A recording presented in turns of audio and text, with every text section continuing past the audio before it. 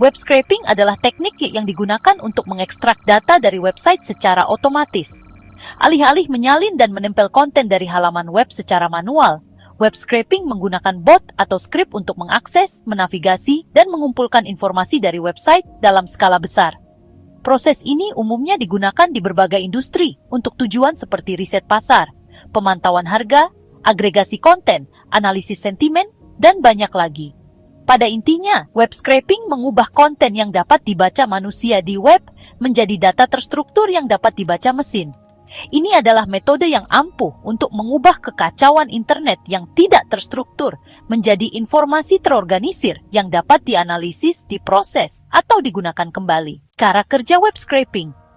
Web scraping melibatkan beberapa tahap, mulai dari mengirimkan permintaan ke website hingga mengurai respons dan mengekstrak informasi yang diinginkan. Berikut rincian cara kerja proses secara umum. Pertama, mengirim permintaan HTTP. Scraper memulai permintaan ke halaman web target menggunakan protokol HTTP atau HTTPS seperti yang dilakukan browser web. Kedua, menerima konten HTML. Setelah server merespons, scraper menerima konten HTML halaman yang mencakup data yang ditampilkan kepada pengguna. Ketiga, mengurai HTML. Scraper kemudian mengurai HTML menggunakan library seperti Beautiful Soup, Cheerio, atau LXML untuk mengidentifikasi dan mengisolasi elemen yang berisi informasi yang diperlukan. Keempat, ekstraksi data. Setelah menemukan data dalam tag tertentu, scraper mengekstrak informasi ini dan menyimpannya dalam format terstruktur seperti CSV, JSON, atau database. Kelima, pasca pemrosesan, data yang dikumpulkan dapat dibersihkan, dinormalisasi, atau diperkaya, tergantung pada kasus penggunaannya.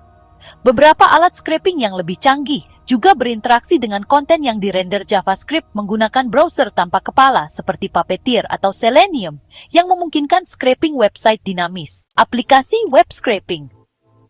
Web scraping telah menjadi teknik krusial di banyak industri. Beberapa aplikasi yang paling umum seperti pemantauan harga.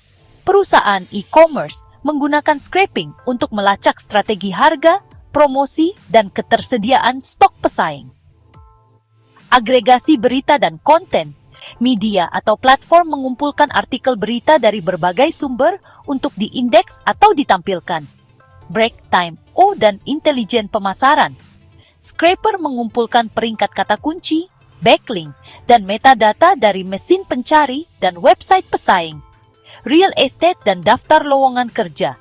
Agregator mengumpulkan daftar dari berbagai situs ke dalam satu platform terpadu. Riset akademik dan publik. Peneliti mengumpulkan data yang tersedia untuk publik untuk dianalisis, termasuk laporan pemerintah atau publikasi akademis. Pemantauan media sosial. Merek melacak sentimen, tren, atau penyebutan publik di berbagai platform dengan melakukan scraping profil dan postingan publik. Aplikasi-aplikasi ini menunjukkan bagaimana scraping dapat memberikan wawasan real-time yang mungkin sulit atau mustahil dikumpulkan secara manual. Alat dan teknologi untuk web scraping. Nah, ada banyak alat yang tersedia untuk membangun scraper, mulai dari platform yang ramah bagi pemula hingga library yang sangat mudah dikustomisasi. Seperti library PyTube, parser populer untuk HTML dan XML. Scrapy, kerangka kerja yang tangguh untuk proyek scraping skala besar.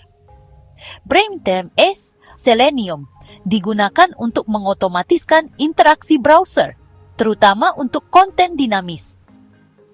Requests, untuk menangani permintaan HTTP.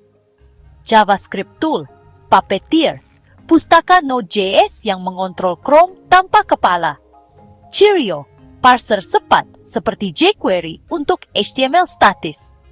No-code tool, Octoparse, ParseHub, dan WebHarvey memungkinkan non-programmer untuk menyiapkan scraper menggunakan antarmuka grafis. API dan headless browser.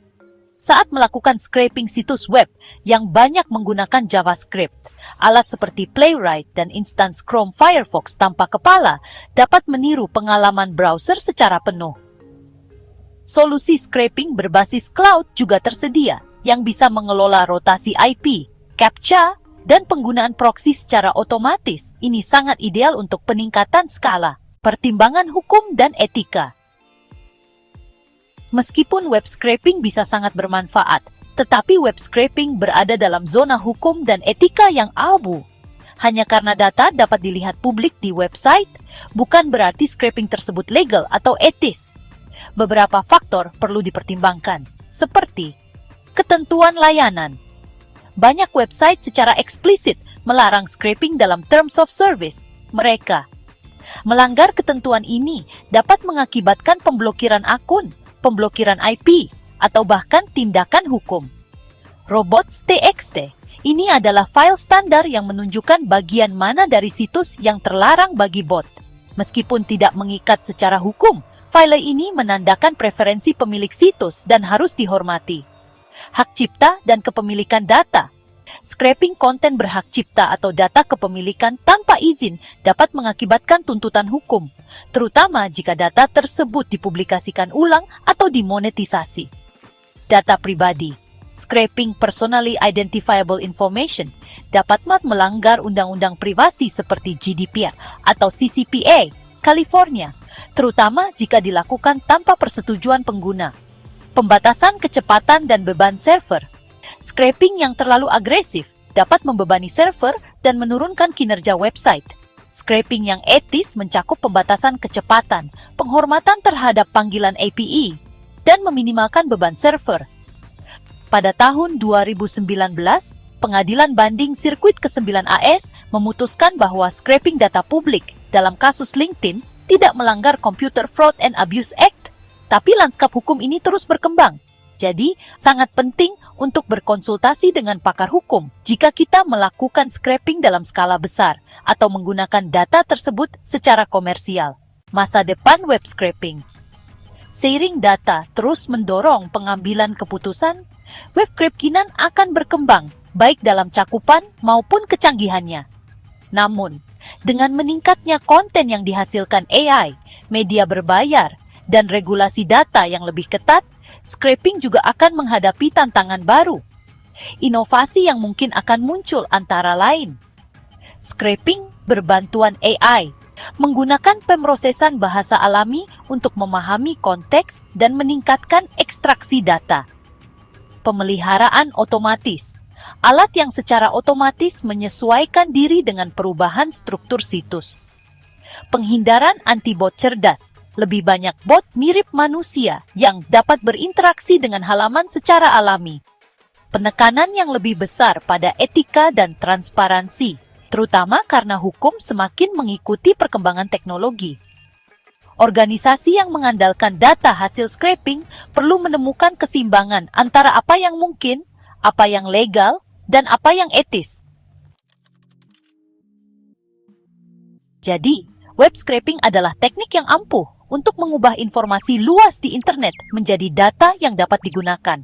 Mulai dari memantau harga dan mengagregasi konten hingga mendukung model pembelajaran mesin, scraping benar-benar memainkan peran penting dalam ekonomi digital. Namun, web scraping juga membawa tanggung jawab teknis, etika, dan hukum.